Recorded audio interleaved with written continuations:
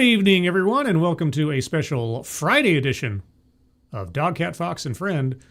He's DogCatFox. Wowie wow wow. And I'm the friend. And welcome to the show. So I have several different things happening tomorrow that is going to make it difficult to try and do a stream in the middle of the day. So this conflict just kind of arose in the last couple of hours, and I thought to myself, if I try to push everything into one day, and I'm just going to be scattered. And so I thought, well, no time like the present. So that's why we're doing it tonight. Got some stories. I grabbed a panel discussion. I have some breaking news. Breaking news. And so apologies to anybody who's coming in the future and finding this and wasn't here live. I didn't mean to disrupt things, but that's just the way the proverbial cookie crumbles.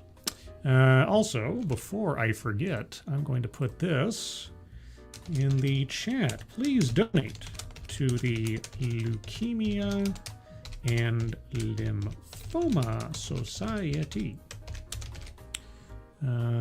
Yes. So, of course I misspelled. Well, I capitalized the Y in lymphoma accidentally. Oh, keyboard. Anyway, I hope you forgive me for that. But yeah, I got the guys at the top of the chat box. There is now a link to the donation page for the Leukemia and Lymphoma Society. Please take a look at that when you have the opportunity. And if you can donate, please do so. But even if you can't, if you can share that out on social media, that would be appreciated. So, who's joining me for this mildly unscheduled, premature DogCatFox and Friend? Dom O'Leary, good evening. Kiro Soldier, hello. Raymond Lewis, hello. Hello, folks, folkettes, folks, minions of the zoo, and 7 witches that cultivate Winkies for the socialist mayor of New York City. Yes, beware the Zoran. Nobody messes with the Zoran. Except everybody will. Divine Petulance, good evening. Jay Blizza, good evening to you. And on the off chance I missed anybody lurking, and certainly probably anybody in the future, or any other hellos I say as people pop in. So, there we go. But we have breaking news. Well, I mean, this isn't breaking news, but it's news all the same. Walter Tomaszewski is here. Jello from Walter, Philip, and George. Well, hello. So let's get to some breaking news. Please allow... Oh, for crying out loud. Fine. I will let you have ads on your site. Trump wins temporary Supreme Court block on full food benefits amid shutdown chaos. Oh my gosh, and we're being blocked by an ad. You know what? I hate the Daily Mail. How do I get rid of this? Oh, for crying out loud. Okay, I'm going to try to read around this nonsense animated catastrophe here. Go away. Can I make this ad go away? Yeah, okay. Anyway, stop the video. Good gravy. Okay, the Trump administration got a victory Friday as the Supreme Court upheld its emergency appeal to temporarily block a court order to fully fund SNAP payments amid the government shutdown. A judge had given the White House until Friday to make the payments through the Supplemental Nutrition Assistance Program. But the administration asked for the appeals court to suspend any court orders requiring it to spend more money than is available in the contingency fund and instead allow it to continue with planned partial SNAP payments for the month. Okay, I got to find a different version of this story. The ads along the sides are going to give me... I'm going to have a seizure. I'm going to have an absolute seizure. So give me a second here, guys. I apologize. I got to remember not to go there anymore. I really need to remember not to go there anymore. Okay, let's try this one instead. Is this going to behave? I think this might behave. Okay, let's try this. Good golly, Miss Molly. I have to lean back onto CNN. Let's try this. Justice Ketanji Brown Jackson on Friday temporarily paused a lower court order that required the Trump administration to cover full food stamp benefits for tens of millions of Americans in November, siding with the administration on a short-term basis in a legal fight that has quickly become a defining confrontation of the government shutdown. Really? Justice Jackson effectively sided with Trump? Is the devil ice skating to work today? The upshot is that the U.S. Department of Agriculture will not have to immediately honor a lower court order that required it to transfer $4 billion to the Key Food Assistance Program by the end of the day. The decision, while temporary, could put at risk the full benefits for millions of Americans and those who are not Americans, so I hear, who rely on the Supplemental Nutrition Assistance Program, or SNAP, to feed themselves and their families. The order does not resolve the underlying legal questions raised by the case, and the Trump administration has already committed to using the program's contingency fund to partially pay benefits. Rather, Jackson's administrative stay freezes any additional action by the administration to give an appeals court additional time to review the case. Jackson is the justice assigned to handle emergency appeals from the First U.S. Circuit Court of Appeals. The legal fight over food stamps has emerged as a central pressure point between all three branches during the historically long government shutdown because it is one of the easiest to understand and most tangible impacts of that impasse so far. At stake is food assistance that nearly 42 million Americans rely on. 42 million Americans rely on this. I think that's a red flag in and of itself, that there's that many people in this country that rely on this program. I mean, doesn't that seem like too much, too many? Might want to look into that. Thank you. For canelopemit.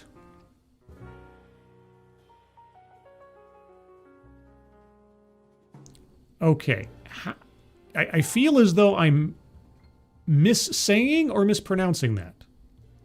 But either way, for the DogCatFox, well, I'll tell you what.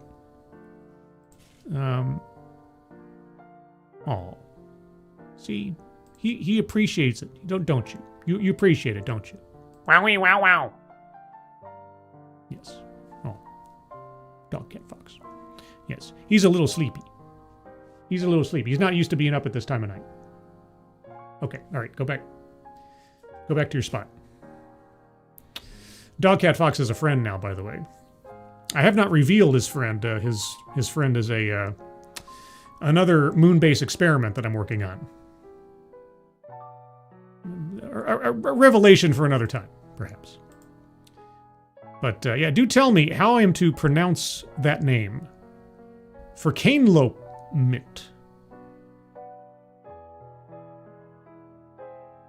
I would love to know. But thank you so much. Let's see. It's unclear how the case will ultimately impact the billions of dollars spent in federal SNAP funding. The Trump administration's emergency request to the justices came hours after the USDA told states that it was working to comply with the ruling to fully fund the program that was issued a day earlier by U.S. District Judge John McConnell in Rhode Island.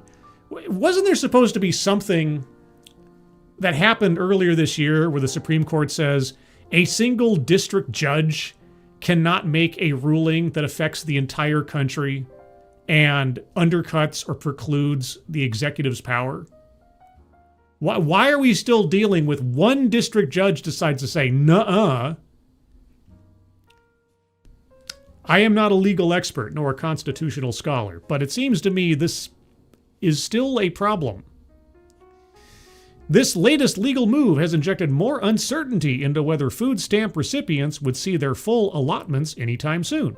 The administration had made a similar emergency appeal to a Boston-based federal appeals court Friday morning, but the court had not yet weighed in by the time the USDA sent the guidance, which also said the process to make full funding for November available should be completed later on Friday. The appeals court, in a brief order Friday night, declined to put the payments on hold temporarily while it reviewed the case, quote, as quickly as possible, unquote. I got some sympathy for the people that are being yo-yoed in this process of making the payment, not making the payment, getting everything ready. We're under an emergency. We have a time limit. Now we got to stay. Must be something else. In its emergency appeal to the Supreme Court, the administration said, quote, such a funding lapse is a crisis, but it is a crisis occasioned by congressional failure and one that can only be resolved through congressional action, unquote. Quote, the district court's ruling, U.S. Solicitor General John D. Sauer told the Supreme Court, quote, is untenable at every turn, unquote. Yeah, another district court just preempting the president. Oh my gosh, God ready. Please tell me you do not have a birdfish otter. Those were meant to be all destroyed in 1987. No, it is not a birdfish otter. Though you're giving me ideas. No. No, now's not the time. I should hold off. He's sitting right here. I mean, I can see him. Wait, he's right there. DogCatFox is a friend. He see, here's the thing. I still have to genetically engineer a particular component of his friend for his moniker to make any sense. So as soon as I can do that, I will unveil him. But thank you. Yes. Kiever Dam. Good evening, Kiever Dam. We'll watch on replay. Thank you, Kiever Dam. Appreciate it. And I got everything covered. You don't have to apologize. You didn't miss anything. I didn't give any warning. So everybody tell Kiever Dam, because she's prone to this. You have nothing to apologize for. Have a good evening. I mean it. I really mean it. Okay, well, anyway, back to the story, as it were. The administration moved to appeal McConnell's order after he ruled on Thursday that the government had to provide full SNAP benefits for November instead of issuing only partial benefits as he had mandated days earlier. Here's the thing, and maybe the story is going to clear this up. My understanding was, with the government shutdown, the regular pipeline of SNAP benefit money shuts off, right? There's a contingency fund of something like $5.8 billion that is set aside for emergencies. Now, in my mind, an emergency is something like an earthquake or, the stock market crashes or something crazy, right? An actual emergency. A government shutdown that is all occurring as a result of political processes and infighting and such doesn't really feel like an emergency to me. But besides which, as far as I understand it, when things are working normally, SNAP requires, on a monthly basis, something like $9 billion to meet all of its obligations. So maybe that's what that additional money from the USDA was supposed to supplement, because if the contingency fund only has $5.8 billion, then it can only fund just a little under half, or a little over half, of what everybody would need for a month's supply. And then it's gone. Like, if this isn't resolved by December 1st, then what do you do? And then what if an actual emergency happens in the meantime? So everything about this is ridiculous. But anyway. Let's see. Before the latest legal twist, several states had rushed to start issuing full SNAP payments to their residents. And who's paying for that? But that has caused problems, according to the administration's filing to the Supreme Court. Sauer told the court that Wisconsin immediately filed for 100% of its residents' benefits to be placed on their electronic benefit transfer cards, but the USDA rejected the request because it had not yet had time to comply with McConnell's order. That resulted in the state overdrawing its letter of credit by $20 million. Similarly, Kansas issued full benefits worth nearly $32 million to approximately 86,000 households in the state, Sauer said. These actions have hurt states that did not move quickly to issue benefits, he continued. They will be unable to receive funding to provide partial payments to their residents under McConnell's prior order. Other states have also promised beneficiaries would start receiving their full allotments as soon as Friday or over the weekend. Pennsylvania residents who should have already received their SNAP benefits this month will start seeing their full payments hit their electronic benefit transfer cards on Friday, Governor Josh Shapiro announced at a press conference. And this was all before the current events, of course. Quote, "We are hoping that by this evening, by midnight or so, that all of those individuals who were owed money over the first week or so of this month, who hadn't gotten it from the federal administration, are going to get their money," Shapiro said. Well, what are you going to do about next week? And the week after? I mean, is there any indication that this impasse in Congress is going to be resolved anytime in the near future? Meanwhile, the governors of Maryland and New York said beneficiaries could expect to start seeing their benefits over the weekend. The food stamp program has been in legal limbo since last month, when officials said recipients would not receive their payments for November due to the lapse in appropriations for the government. The decision prompted 2 lawsuits, with 2 federal judges ruling last week that the agency must at least tap into contingency funds to provide partial benefits for this month, or, at its discretion, use other revenue to fully fund November's allotments. Other revenue. The agency opted to fund partial benefits, but warned it could take weeks or months for some states to recalculate the allotments and distribute the assistance. The plaintiffs in the Rhode Island case raced back to McConnell earlier this week to argue that he should require the USDA to fully fund the benefits to get the money out the door quickly. McConnell obliged. Yeah, this one district judge. Oh, okay. And as we know, the American people elected this McConnell guy to run the country. You may have missed that headline. I know I did, but that's how it works now. McConnell obliged. He ruled the administration had not worked fast enough to ensure at least partial benefits reach millions of the program's recipients, and that it had acted, quote, arbitrarily and capriciously, unquote, when it decided against providing the full benefits this month. Oh, so this district court judge has read the minds of the motivations of the administration and found them wanting. And so he's just overruled the elected leader of the country and the executive branch. Okay. Quote, "People have gone without for too long," McConnell said during a hearing Thursday. "Not making payments to them for even another day is simply unacceptable," unquote. Under McConnell's ruling, the President of the United States through district court, the government was required to transfer additional unused tariff revenue used to support child nutrition programs in order to pay full SNAP benefits for November. Wild. And you know what doesn't help the whole situation at all? I've seen, and I understand this does not represent every individual that is taking advantage of SNAP, but the compilations of TikTok complainers where you have these giant fat women talking about how they're not going to get their SNAP benefits, they're not going to get their free food,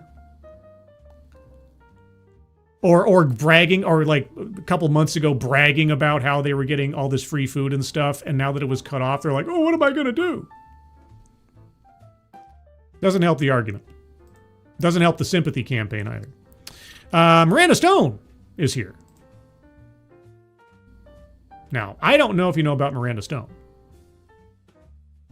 You may not. I mean, she is an enigma. It's sort of like Bigfoot, often talked about but rarely seen. But on the off chance you don't know about her,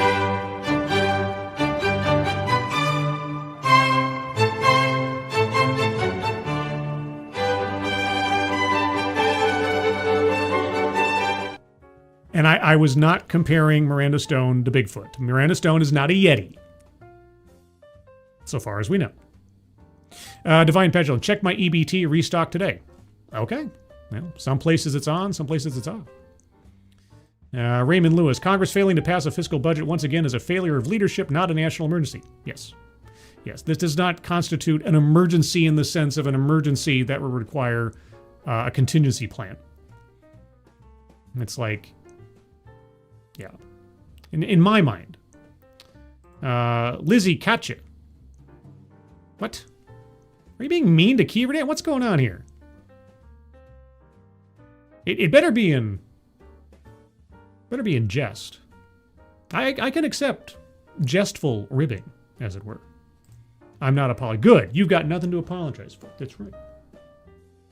Don't you apologize. Oh, divine petulance started it. I see. Okay. As long as it's friendly. As long as it's friendly. That's fine. Kay Scholl, or Kirsten Scholl as the case may be, over on the X machine. Yes, I am simulcasting on X. I'm still not quite sure why I simulcast on X. Just for the novelty, I suppose. Am I a Yeti? I mean,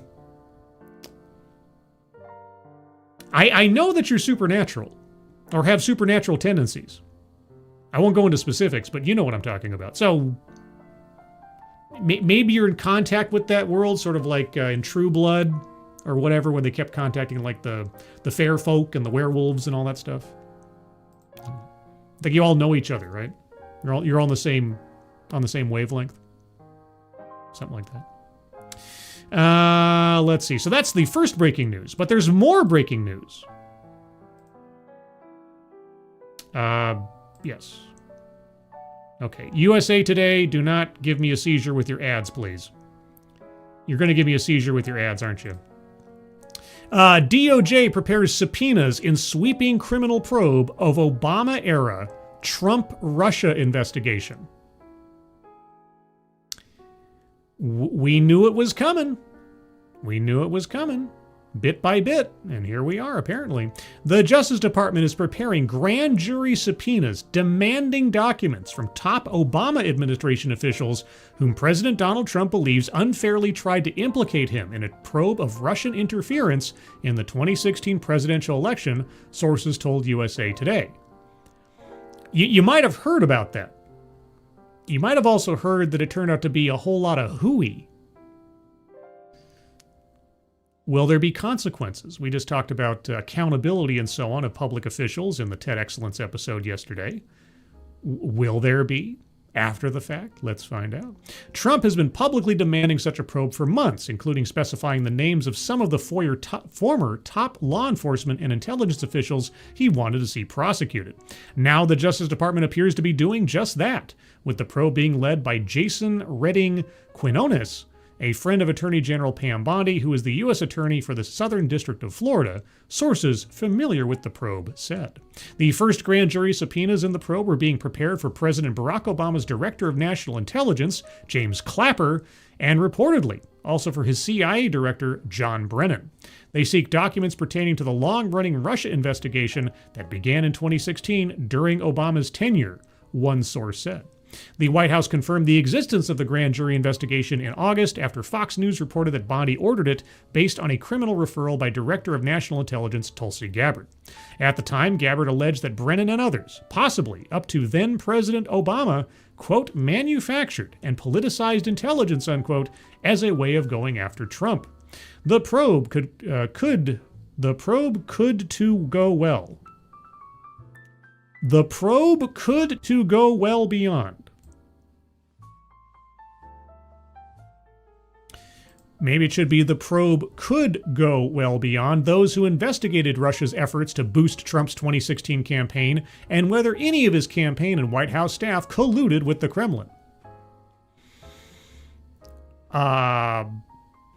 Didn't we already...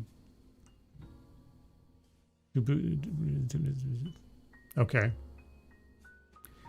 The way I read that seems to be implying that he did collude with Russia, but there's no evidence that he did. So, other likely targets identified by Trump include national security officials in the Biden administration, who investigated Trump for his allegedly illegal mishandling of classified documents after leaving the White House in 2021, and for trying to overturn the 2020 election that Trump lost to Joe Biden. Both resulted in criminal prosecutions of Trump, but they were dismissed once he won re-election in November of 2024. Former FBI Director James Comey, who was indicted by the Justice Department on September 25th on unrelated charges following Trump's demands, also has defense lawyers tasked with anticipating being included in the Miami-based investigation, which is in its early stages, according to a source familiar with the probe. Curiouser and curiouser. Oh, but this is all improper and illegal use of the Justice Department, going after your foes, your political foes, with lawfare. Except when Biden did it. or Obama effectively tried to. None of those former officials commented for this story, though USA Today's request made to their lawyers. The lawyers also had no comment, citing the sensitivity and fluidity of the matter. In past statements, Clapper, Brennan, and Comey have strenuously denied wrongdoing. The Justice Department did not return requests seeking comment. Let's see. And then we just kind of go into a recitation of the events of the Russia investigation. So, will this go anywhere? Will anything happen? Will they find something? Like actionable somethings? And if they do, will there be any accountability? Real accountability? Criminal charges? Don't know. The way these things go most times, though, it's probably going to take months and or years before we find out anything. And if we find out anything publicly, because as soon as you start talking about the intelligence apparatus of this country and any public statements being made or subpoenas being gone through, it'll come up into, well, are we getting into national security issues now? Do we need to have closed-door hearings? And on and on and on. And so, fingers crossed, but I'll believe it when I see it, as it were. So we'll see. Simon Willikins, finally caught up. I'm listening to this and some other stuff as I look through some pictures. Okay. Well, I hope they're good pictures. Years of investigation and millions spent to say, nope, didn't happen. Yeah, but trying desperately to throw a wrench into the political aspirations of an individual over what turned out to be nothing. And run by people who had a vested political interest in seeing the outcome that they wanted of the investigation. So, yeah, it was always cagey. And a great waste of taxpayer money and time and drama and everything else. Miranda said, oh my God, I said one time aliens were real. That's all it takes? That's it? I mean, you can't turn back the clock on something. Once you make an admission like that, it's like there's nothing you can do. You're done. Miranda Stone. Supernatural mystery. That's what you are. Let's move on. What else do I have? Oh yeah. I mean, we're just in a court action, I guess. So yeah, the first story was about court action, and the second story was about court action. Let's get into some more court action, some hot and heavy court action. Let me get rid of a pop-up first before I switch over to that window and stop a video. All these news sites love embedding videos right in the middle. It's like, I didn't come here to watch a video. If I want to watch a video, I'll go to YouTube. If I come to a news site, I want to read the news. If I want to watch a video about the news, I'd go look up a video about the news. Anyway, appeals court rules against Ohio school district in gender pronoun case. Ruh-roh. The 6th U.S. Circuit Court of Appeals ruled against Ohio's 4th largest school district Thursday, declaring illegal a policy that punished students for refusing to use language in accordance with transgender students' gender identity. Parents Defending Education, which has been fighting the policy since 2023, argued it is unconstitutional and a violation of the First Amendment for students to be forced to use, quote, preferred pronouns, unquote. The divided court sided with the group, saying the policy raises, quote, serious free speech concerns, unquote. The divided court? I would love to know what those in the dissent on this one gave as their justification. While the court said the school district has a duty to protect all students, including transgender ones, it, quote, introduced no evidence that the use of biological pronouns would disrupt school functions or qualify as harassment under Ohio law, unquote. Quote, our society continues to debate whether biological pronouns are appropriate or offensive. We do? Okay. Pardon me, I have something on my glasses. I need to wipe up my glasses because you get that little thing floating in your vision and kind of bugs you. Okay. Appropriate or offensive, just as it continues to debate many other issues surrounding transgender rights. I'm still waiting to hear what is a transgender right. What is something that is categorically specific and exclusive to someone who, and again, this is the situation we found ourselves in. The bar for qualifying yourself as transgender is simply stating it. So what rights would I conceivably suddenly have access to, or should have access to, as compared to anyone who is not transgender if I just one day say I am? What specifically? The school district may not skew this debate by forcing one side to change the way it conveys its message or by compelling it to express a different view, unquote, it added. That's a good start. Circuit Judge Jane Stranch sided with the school district, okay, writing a rebuke of the court's decision that avoided using gendered pronouns to show that while, quote, it may be a new phenomenon for many to use new pronouns or to avoid using pronouns, it is certainly possible, unquote, the Associated Press reported. Sure, it's possible. If you choose to. It should not be mandated by the state as to what you can and cannot say. Especially with something as innocuous and benign as gendered pronouns. Circuit Judge Jane Stranch is an idiot. It is unclear how the ruling will impact other school districts in the state that have similar policies around pronoun usage in classrooms. They better start counting the hours.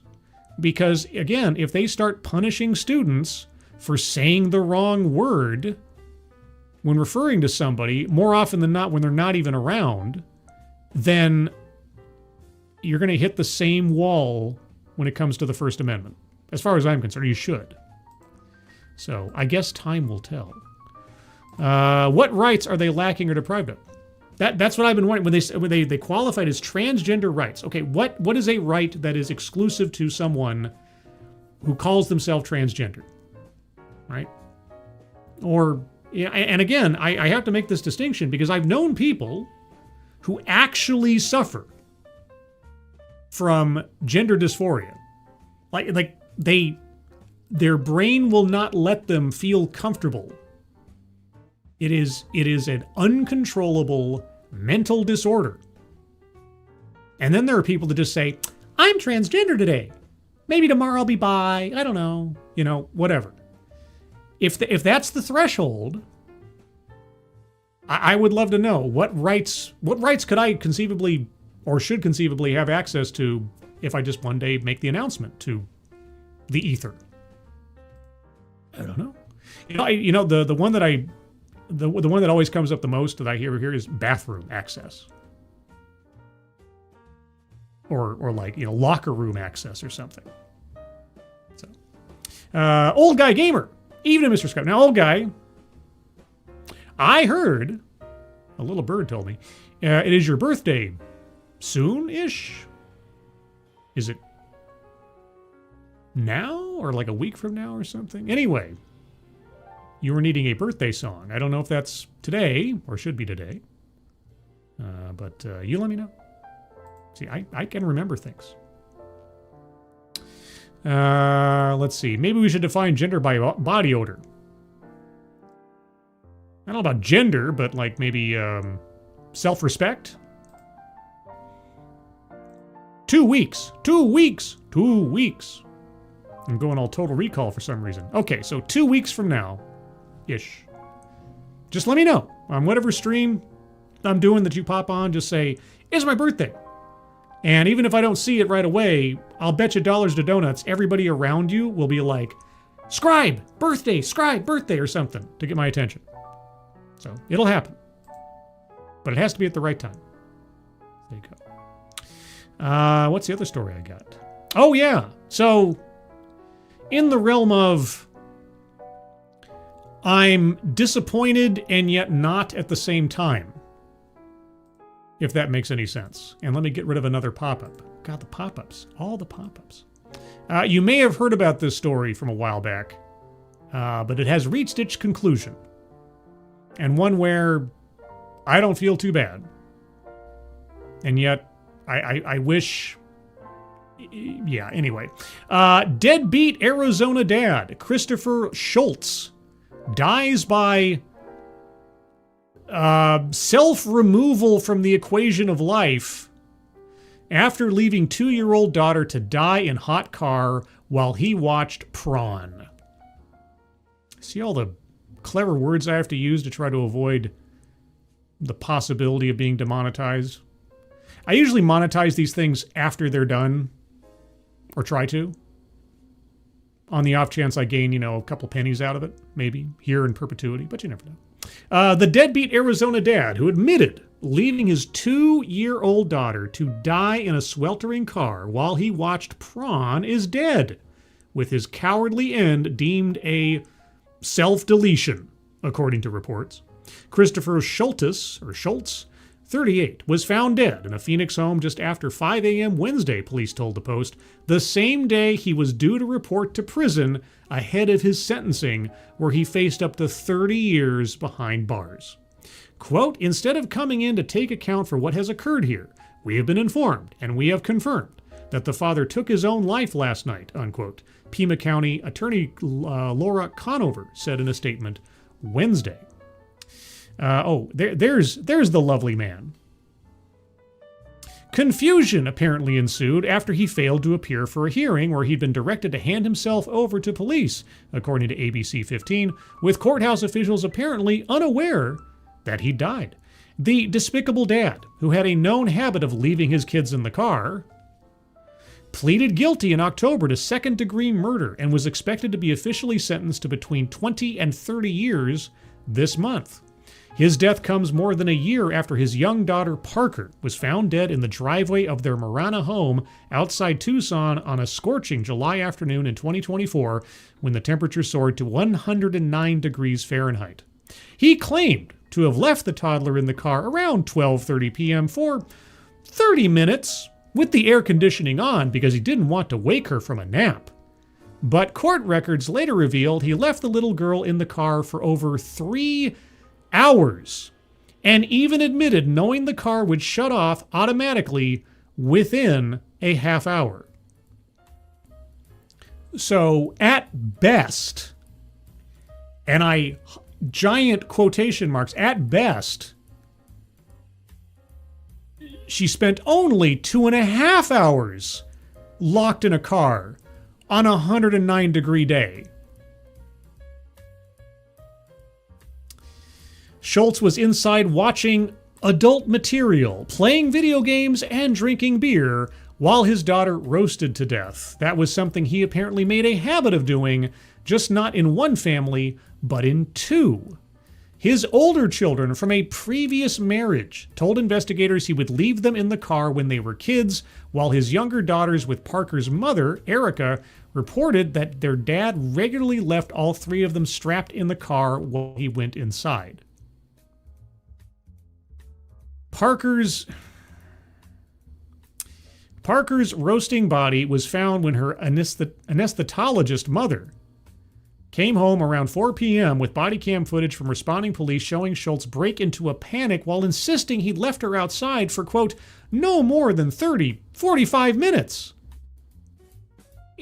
In an oven. I mean, I only left her in there for 30 to 45 minutes, right?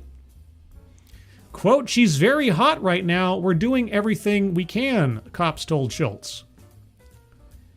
Parker was declared dead within an hour of being rushed to the Banner University Medical Center, the same hospital where her mother worked. Schultz became angry and defensive after learning his daughter had died.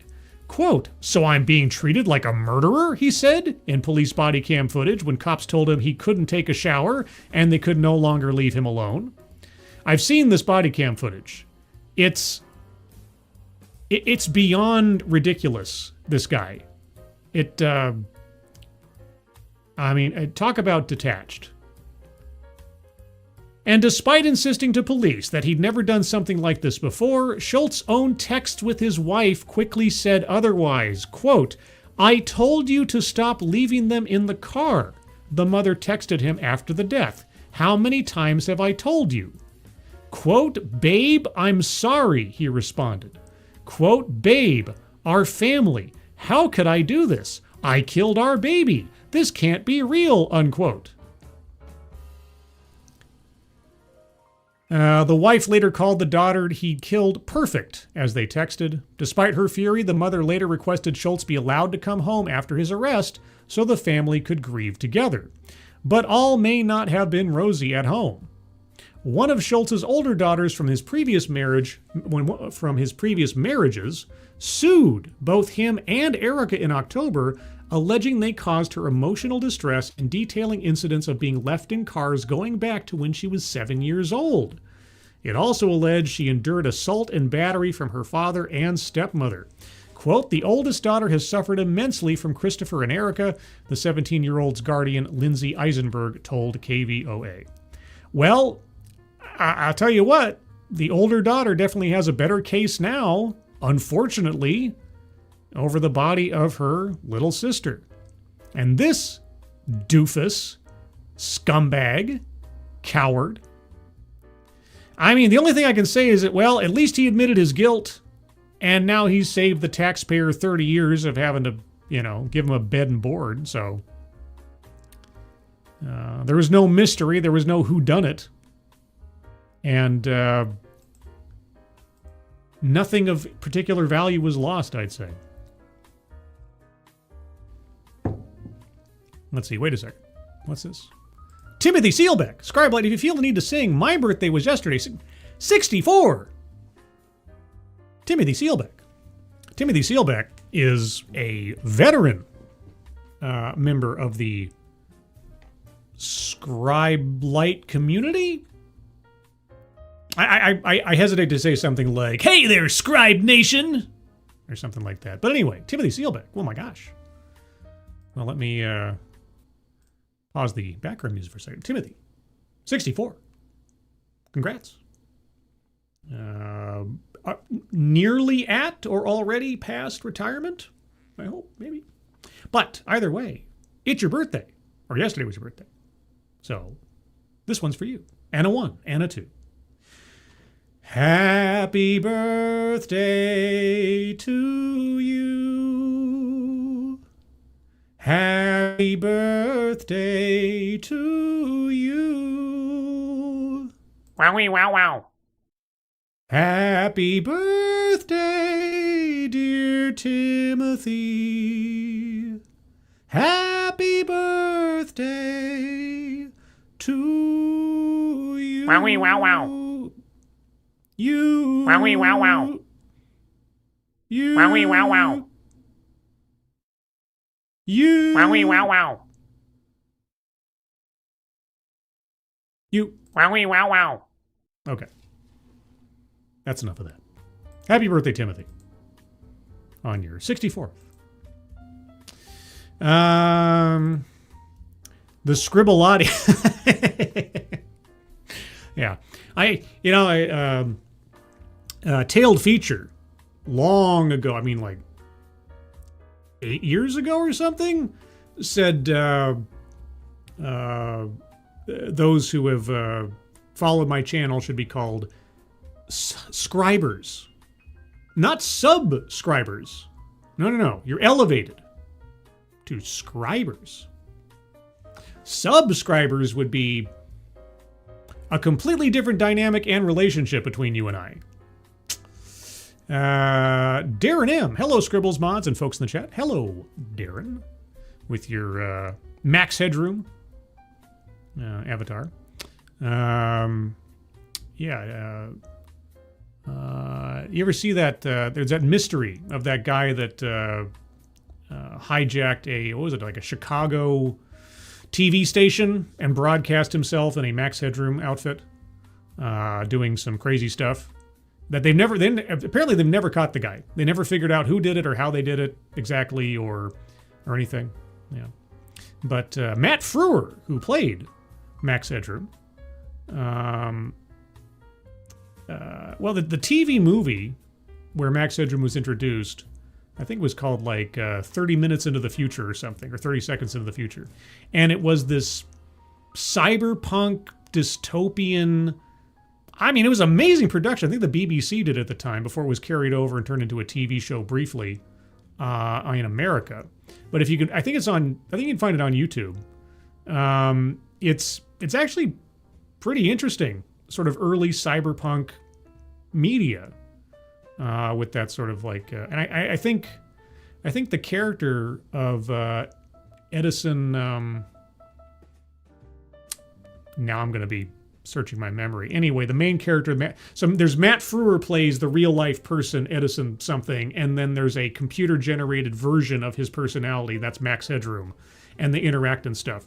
And he's a journalist, videographer, carries around a camera, and I keep feeling like it was one or the other. Either the God, what's it called? There's an archetype in the original Cyberpunk tabletop game that is something like media or something, and I think that was modeled after that character, maybe, or vice versa, or it was just sort of spontaneous generation. Not quite sure, but anyway, yeah. I saw it from the start. Great, Edison Carter. That's what it was. Coming to you live and direct. Yes, from what was it? Network 32 or something. I'm really reaching to my memory now. Blipverts. Yes, Blipverts. Oh man, I'm really flashbacks. So many flashbacks. Hello, sorry that I'm late. You're never late. You're exactly on time. You're just like wizards. You arrive exactly when you need to. House for 143. Hello, it is nighttime. You are correct. But, depending on where you are, it's daytime. So, there you go. Network 23. Oh, I transposed the digits. Okay, I was close. Anyway, I do have one other item to fill up the airways, as this was kind of impromptu and I didn't have all the usual stories that I might otherwise have. I did find a panel discussion. What could it be about, you might wonder? It's not a mystery. It's not a mystery. It's about diversity and inclusion. So, who is this again? This is, pardon me a second, let me make sure I got this right. I want to have some context here. Oh yes, inclusion and diversity panel in open source. So this is for, let me find the subheading of this thing. One second. I didn't quite get it all before I came on the air, so let me find that real quick, so I can give both you and myself a little extra context. Also, I'm going to turn down the background music just a smidgeroo here. There we go. So this was posted 4 days ago, and this comes to us from, let's see, Inclusion and Diversity Panel, an open source moderated panel. Okay, who are you guys? All Things Open. This comes from All Things Open. And who is All Things Open? All Things Open. As I pause a video there in my ear. A universe of events and platforms focused on open source, open tech, and the open web. All Things Open is a conference for developers, technologists, and decision makers around the topic of open source in the enterprise. The event, I guess this event that this took place at, will feature world-class speakers, content, and networking opportunities. Attendees can choose from 45-minute to 1.5-hour sessions or workshops hosted by some of the best open-source experts in the world. The goal is to educate you so you can make open-source work for your company. Conference location is the only place it could be. The Raleigh Convention Center in downtown Raleigh, North Carolina,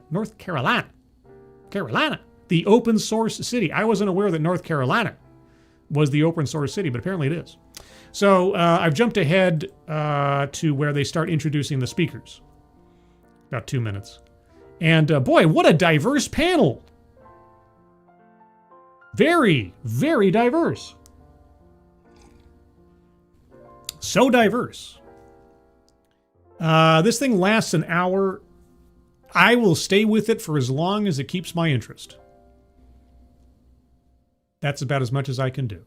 So whatever my tolerance level is, that's how far we'll go. Are you ready, DogCatFox? With you and your new little friend over there. Are you ready? Are you ready to watch this with me? You gonna stay over here? Okay, find a spot. Either find a spot or I'm putting you away. Okay, all right. Yes, okay. Wowie wow wow. Yeah, yes, I know. Okay. All right, so hopefully the sound level is appropriate enough for this. I'll just turn off the music. No more mood music. Questions about some of those nuggets. But I think the way I want to start this out is to have everybody here introduce themselves. And as you introduce yourself, talk about a moment today from somebody else's presentation or from your own that was really impactful for you, and maybe something you want to explore a little bit more on this panel. So let's just start with Amy. Okay, they're going to talk about themselves. Great. I do appreciate the fact, and I mentioned this in the previous panel discussion I looked at, the moderator actually named someone instead of just saying, whoever would like to go first. And then everybody acts super polite. First of all, can we give a round of applause to everybody today? Thank you so much. Participation awards all around. I'm going to stand up just so Yes, everyone please can stand see. up so everyone in the back can see you. Yeah. Yes, they were Hi outstanding again, today. everyone. I'm Amy Egan. I work in community at Verzel. Community at Brazel? I think for me, the most impactful things were, first of all, Sharon talking about alternative paths. People don't all have the same background. Is this going to be like a series of, I was going to say stroke off sessions one to another, but I can't think of a better way to put it without getting inappropriate. That resonated with me so much. I think it's really important to consider, where other people are coming from and that they have a different history than you have and how that might impact the way they see technology. Oh my gosh, I have a different history than you, and you have a different history than me, and we have a different history from everybody else on the planet. Oh my God, that's so impactful. The way they learn, the way they experience the world around them. I also liked Jim's talk about kind of the same topic, really. You know what? I don't care. I'm just going to jump until we actually get to the actual questions and panel. So everybody's had their turn. Once she sits down, okay. That's awesome. And actually, and thank you, Dr. Grant, for... Talk into the microphone. That's what it's there for. Come on, guys. Thank you, Captain JPS, for the hiya DogCatFox. Oh! DogCatFox. Wowie wow wow. Oh, there's an irate Alex DogCatFox. Do you like Alex's rendition of you? You're not saying anything. You're mean. Jeez. He went to all the effort of doing that. On your behalf. Well, okay then. Golly. agreeing to do this kind of last minute, nothing like going to your first conference and then being on stage and leading an hour-long discussion group. So, and Stop stalling. Get to it. your talk was amazing. So anyone that missed that talk, make sure that you go back to it. And in fact, I had a question and a comment from your talk. I have asked some folks to, give me some questions if you had them throughout the day. You will also have a chance. I have a microphone here. You'll have a chance to ask your questions You do have a microphone there. Could you use it by speaking into it, not being like 3 feet away? live. But a few that came in ahead of the time, and one was for you, and I don't even know if I'm going to pronounce this correctly. But the question was, how prevalent is the use of AI in dermatopathology at the moment? I assume that means something to you. Dermapathology? Admittedly, I don't know. I don't know what that means. Okay, and do you I mean, it sounds like a skin condition or something, or like the life of skin. believe AI can actually close the gap? Yeah, so dermatopathology, Oh. AI is definitely being used. And so what that Dermatopathology. That sounds like a made-up word. term means, derma means skin and pathology means disease. And so using AI as a way to detect skin diseases. Oh, so I was right. Okay. Using AI to detect skin diseases. How? not only cancer. And this is actually one of the big use cases, especially within dermatology. In terms of closing the gaps in diagnosis, I think that it is possible, but the only way we can do that is if we actually have models that actually are trained on data that sees diverse images. Diverse images. Okay, in a medical sense, to detect skin diseases, yeah, I could see how the various shades of melanin might actually be relevant. Is that what this panel is about? Because Historically in medicine, many of the images, even when I was trained as a medical student, I hardly saw any anatomy books that actually had persons of color. Oh, I thought you were gonna. I thought you were going to talk about it in a matter of practicality. But no, you just don't feel represented in skin cancer. What? For instance. And so unless we change the types of images that these models are being trained on, then these disparities in how well they perform in the real world will continue to persist. Okay, it's kind of a merging of two things there. She's bringing up something that often is brought up in the way of, demographic representation in a sort of woke fashion. But in this instance, there's actually a reasonable argument for if you're going to use AI, analyzing images or something to look for anomalies or variances that could indicate skin cancer. Yes, you'd want to have it trained on multiple shades of skin. That makes sense. So it's a little bit of both. But that practicality does not justify anything else when it comes to merit or DEI elsewise. Very cool. Okay. And I had a question for Amy. You talked also a lot about intentionally building inclusive communities.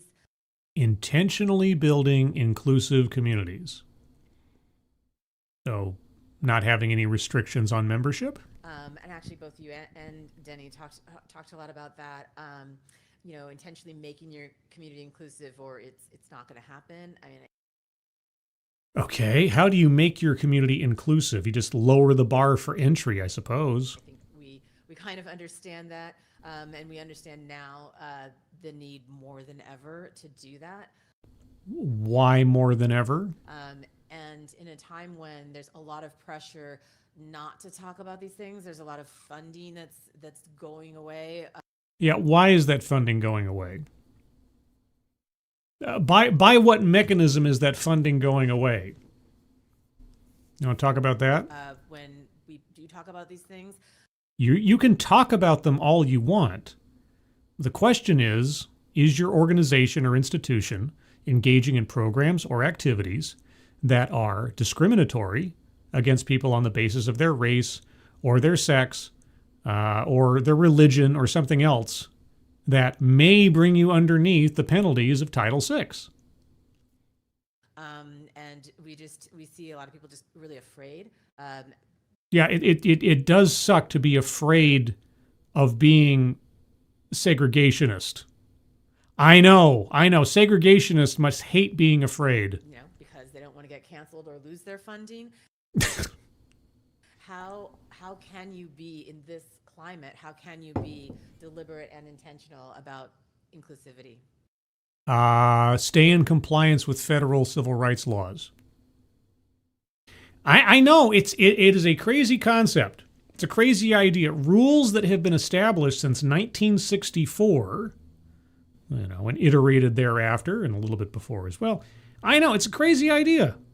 Just don't be a racist. Don't be a sexist in a systemic, institutional way. I know it's tough. It's tough. So how do you maintain that mentality without saying you're actually engaging in that activity? I think a lot of it is just being deliberate about not excluding people. and not excluding people. Uh-huh. So you mean the opposite of DEI? That's a start, right? We talk about things like different skin color, right? You don't want to have your community represented by one particular group. It's all white men. It's all whatever group that you might focus on that makes everyone else in the room feel like they don't belong. Okay, your feelings are literally immaterial. And you've already cited white men as a implicit problem. But you want to include everybody. Oh, just not too many of the wrong kind of person, because obviously that makes everybody nervous. Are you listening to yourself? And I apologize, guys. This is as loud as it gets. I didn't have time to boost the audio or anything. Is it too quiet? If it's too quiet and you guys can't hear it, or you're having to, turn up the audio too hard to make it legible, then I'll just, wrap things up here, because I don't want to have you straining your ears trying to hear it. So let me know in the chat. Is this too quiet? I can come back with it another time if we're really interested in it and try to boost the audio in the meantime. Anthem Ward, all right, I'm calling it. It's just WebMD. Maybe that's the open source component of this. Domo arigato dermapathology domo. Demographic or dermographic. That's a good one. I guess so. And Walter can barely hear them. Yeah, I apologize for that. So those of you in the chat, let me know. Is it too quiet? Because if it's too quiet for you, then I can't do anything about it. Might as well call it quits for the night. Would have gotten my news out of the way for the evening. Am I still live? I don't see anybody saying anything in the chat. Did the stream die? Oh. Dermographic destiny. True. Okay. I can hear as long as not playing anything else. Yeah, I guess. Okay, well that's... So Walter can barely hear them. Simon is like, it's tolerable. Divine Pet is kind of low. Okay, you know what? I'm not going to put you through the torture of listening to whispers of people not making use of their microphones. If I decide to revisit this, I will make sure the volume is increased the next time. So I have it available, and maybe I'll do that. Well, maybe I'll supplement Monday's DEI Death Watch with some of this. Yeah, that probably makes more sense. So I'll tell you what, guys, I won't prolong the whispers any longer than I have to, and I'll hold that off until perhaps Monday. So there you go. But anyway, guys, there you go. A DogCatFox and Friends stream, a little early. And again, for those of you coming in late, I'm doing this tonight because I have different things happening tomorrow on Saturday that's going to make doing a stream in the middle of the day kind of a crunch. And I'd rather not be crunched if I can avoid it. And I can, because I have that ability to choose what I do with my time. Because I'm spending time with Sister Scribe in the morning, and I'm spending time with a friend in the evening, and that little space in between where I would usually do DogCatFox and Friend just makes things too rushed and scattered. So here we are, raucous like a hurricane. A couple of programming notes. Next Friday at 12:30 Pacific Time, 3:30 Eastern Time, will be the next episode of Living on Borrowed Crime. I'm going to call it Episode 1 of Season 2, because I'm going to try to restart this series after it's been on hiatus, because my family life blew up last year, and I kind of got distracted by things, and stuff kind of went sideways. So trying to start something new, moving into the new year, as it were. And that'll be the first episode of, hopefully, the ongoing series, Living on Borrowed Crime, featuring Beside the Dying Fire. If you haven't heard of this channel, look it up on the YouTube's True Crime channel. He just released his latest work, a 1.5 hour long documentary on a very controversial, it is a crime in the sense that there was a trial, but it's a very divisive situation of a police officer having shot someone, and there being body cam footage, and yet the body cam footage doesn't necessarily tell the whole story. So take a look at that if you have the opportunity and get caught up on Beside the Dying Fire. I'll be interviewing him next Friday, the 14th of November, 12:30 Pacific, 3:30 Eastern, and the start of a new season of Living on Borrowed Crime. As well, next Thursday, I'm really front-loading my time, or back-loading my time next week, at 6 p.m. Pacific, 9 p.m. Eastern, as always, will be the next episode of TED Excellence. I'll take a look at another off-brand TED Talk for fun and adventure, frustration and mental meltdown, one of the two, or both, who knows. Also, did you know I have a Discord server? Well, I'll tell you, I do have a Discord server, and I have a link for you to the Discord server right now in the chat. If you'd like to join the Discord server, click on that link. You'll find yourself on the landing channel called Say Hello, and in addition to saying hello, you just have to say the secret word. The secret word will tell me that you're not a bot. Actually watch the stream and have thus earned the right, the privilege, the entitlement to join the Discord server. And today's secret word is dermapathology. Say that 5 times fast. Dermapathology. Say hello, dermapathology, and I'll definitely know that you watched this show. Outside of that, everyone, thank you so much for joining me at this impromptu ambush. DogCatFox and friend. Moderators, thank you for keeping an eye on things, even though everyone here is so well behaved.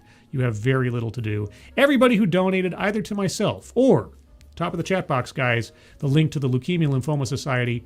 Please take a look at that and donate if you can, or share if you are able. Thank you guys so much for your generosity. Very much appreciate it. Elsewise, everyone, have a good rest of your evening. Have a good rest of your Friday, unless it's already Saturday. And if it's Saturday, have a good Saturday. If it's not Saturday yet, have a good Saturday upcoming and weekend as well. And I hope you're all safe and well. If you're not well, please get well soon. And I will see you on the next one. Take care. Bye-bye.